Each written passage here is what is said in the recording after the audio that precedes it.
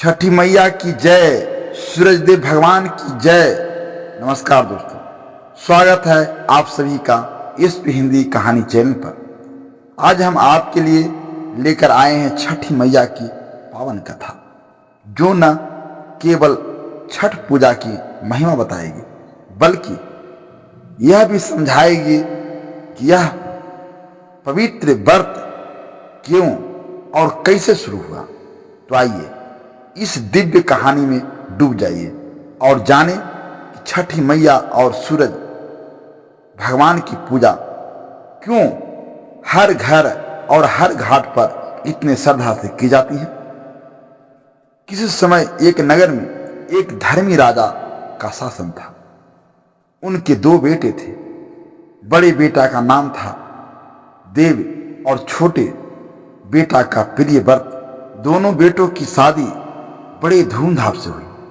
छोटे बेटे प्रिय व्रत को भगवान की कृपा से कई संतानें प्राप्त हुई, लेकिन बड़े बेटे देव और उनकी पत्नी मालिनी को कोई संतान नहीं थी।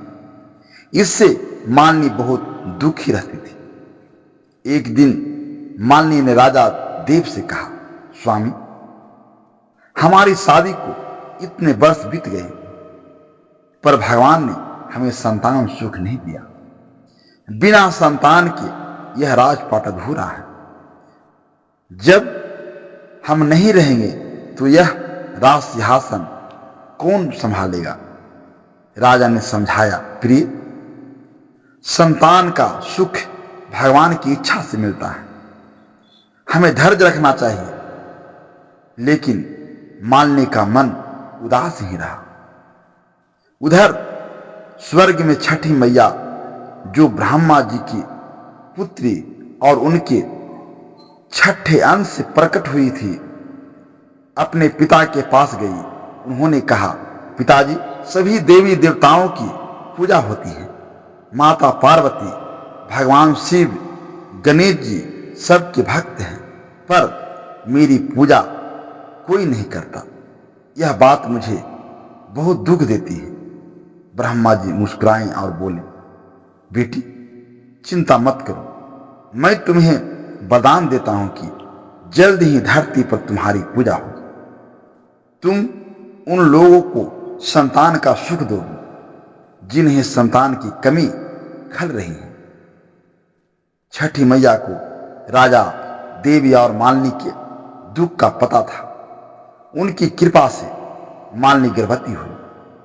यह खबर सुनकर राजा और रानी की खुशी का ठिकाना न रहा।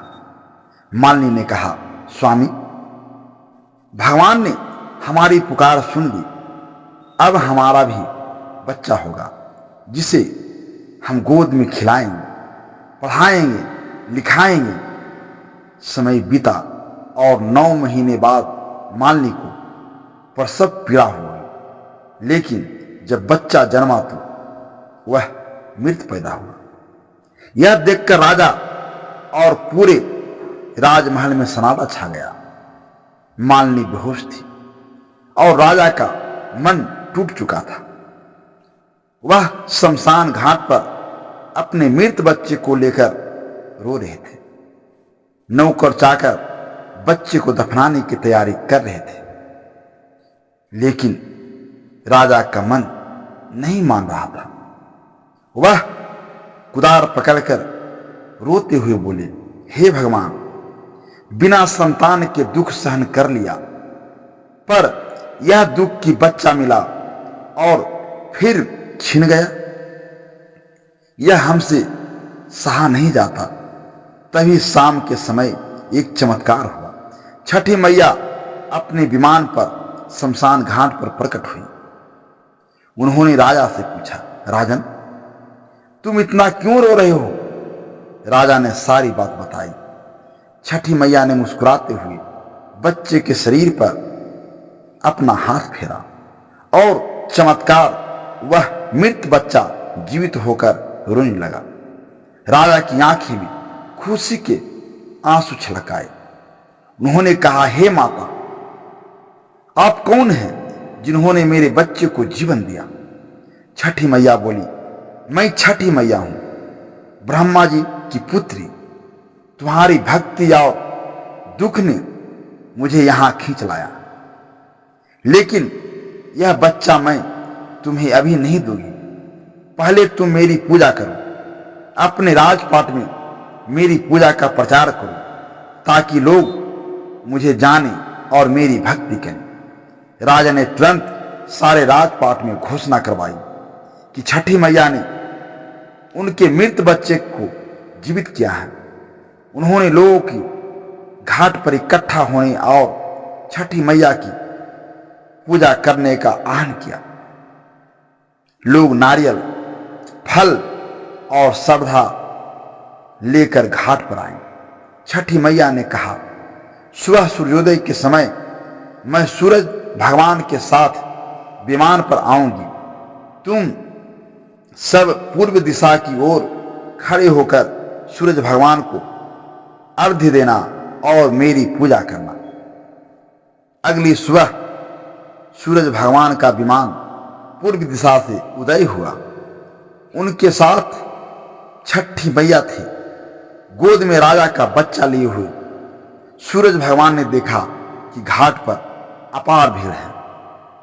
सभी उनकी और छठी मैया की पूजा कर रहे हैं। वे छठी मैया से बोली, यह क्या चमत्कार है, लोग तुम्हारी पूजा में इतने लीन हैं।